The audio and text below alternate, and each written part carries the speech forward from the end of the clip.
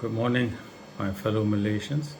This is Dr. K.N. Singh again on the 22nd of December, uh, talking about the flood situations that we have just had.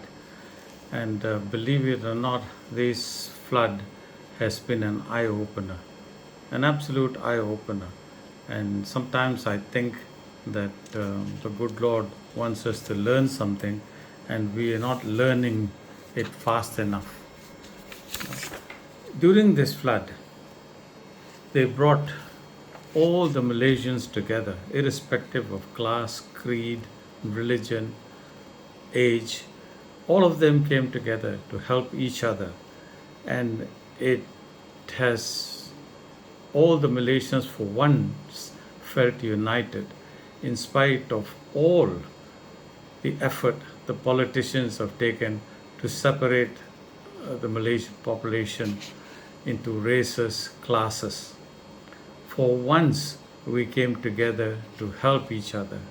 And you hear countless stories of people who keep cursing as they have no help from the government, from any of the authorities, but kept getting help from the public. Strangers helped each other. People shared their cooked food among each other. They didn't care whether you were Malay, Chinese, or Indian. They helped each other. Even people stole from Mydin the food to give away to people who had no food. I mean, it's amazing. In America, people steal and take things home. In Malaysia, things are stolen for public good. Can you imagine that? Within 4 hours, the first responders were Gurdwara Sahib in Petaling Jaya. Within 4 to 6 hours, things were in motion and the kitchen started. People are wondering, how do these Gurdwaras function? Where do they get the stuff in such short notice? Let me explain to you how this happens. We decide, all of us decide that we need to help. Now, most of you don't understand that, but the whole Sikh religion is based on two things. Number one, humility. Humility, in our Guru Granth, it is written that you must have very high thoughts, but must stay humble. The second tenement of our religion is service. Selfless service, totally. You must serve in such a way that your left hand doesn't know what food the right hand gave to the other. This is a figurative description, but very, very true. And people also say, who leads this? Who is the leader in the Gurdwara kitchens? We have no leader. The leader is the Guru Granth, which says that wherever there's a need, there must be a Sikh, a Khalsa to help out. In India, mothers tell their daughters who keep getting harassed that if you are harassed by a stranger, look for a man with a turban and go to him and say you need help. He will protect you. This is true. Here what happened, how does these kitchens operate? Say 20 people decide that they want to have a langar. Now each of them bring 10 kilos of rice, which is not much, and if there are 10 people, it's already 100 kilos. 20 people, there are 200 kilos. Everybody brings a couple of kilos of onions, a couple of kilos of things. We all get together and the amount is substantial. Then 5 or 6 or 10 people, whoever available, come at 4 or 5 o'clock in the morning and start cooking. We have big cauldrons, everything there, and we start cooking. By 8 o'clock, food is completely ready. Then the food is blessed after a prayer. And then we have another group of people with their motorbikes, 4-wheel drives or whatever. They appear in front of the Gurdwara to collect these hot packets of food. Sikhs have a great thing about them. They do not like food that is cold. Food that is given has to be hot. And this hot food is put in 4-wheel drives and sent to different parts as it was in Selangor, and about 10,000 packets of food were distributed the first day.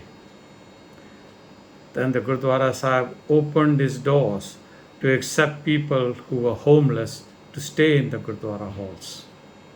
This is what we do. It was done whenever there's a flood, there's tsunami in Indonesia, there's an earthquake, there's a fire.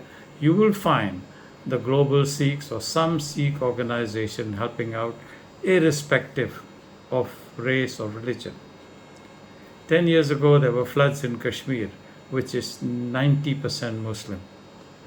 And there were 200,000 hot packets of food flown from the Golden Temple, Amritsar, to Srinagar and distributed. Unasked and completely not requested for. They were there because there was a need. Now, where does the money come from? When we go to the temple, all of us give a little bit of money, and this money goes into the main temple kitty. And whenever we have emergencies like these kitties are filled up by people who keep donating money, and whatever money is in the kitty is used for the community, irrespective of religion, irrespective of race. This is how we do this. And I'm proud to be a Sikh. The amount of Sikhs in Malaysia, probably less than 1%. But what they have achieved is phenomenal. In every sphere of life, you will see a Sikh. And what's most important is, wherever help is needed, there will be a Sikh to help you. Now, the government, unfortunately, waits for orders. Now there's a tussle going on between the government and the civil service. The government says the civil service should have done that. The civil service said we had no orders to do it. This is crazy, absolutely crazy. Now the problem is, on one hand we have authority, and the other hand we have responsibility. Both of this have to go together. Unfortunately, in our country, the civil service has the responsibility, but the government has given it no authority. On the other hand, the government has the authority and the responsibility, but it dares not use the authority in case they make a mistake. That is the problem. That is why we are stuck. And that is why people have to resort to all kinds of things to help other people. Norul warned the parliament years ago, prepare for the floods. They didn't do anything. You will see people like Charles Santiago, Hannah Yo, who was all the time in Kampong Kasipile, which gets flooded even with a little bit of rains. And she was there. You have all the MPs from DAP there. Well, the DAP government in Penang sent a whole lot of 20, 30 people with food, four-wheel drives to help out in Selangor. And we find people who were helping out in Selangor came in droves from Johor, from all parts of the country. What a gratifying feeling. And I'm proud, really proud to be a Malaysian today. When is our government going to learn? I don't know. Unfortunately, this government is there. It had no business to be there. This was not the government we elected in the last election.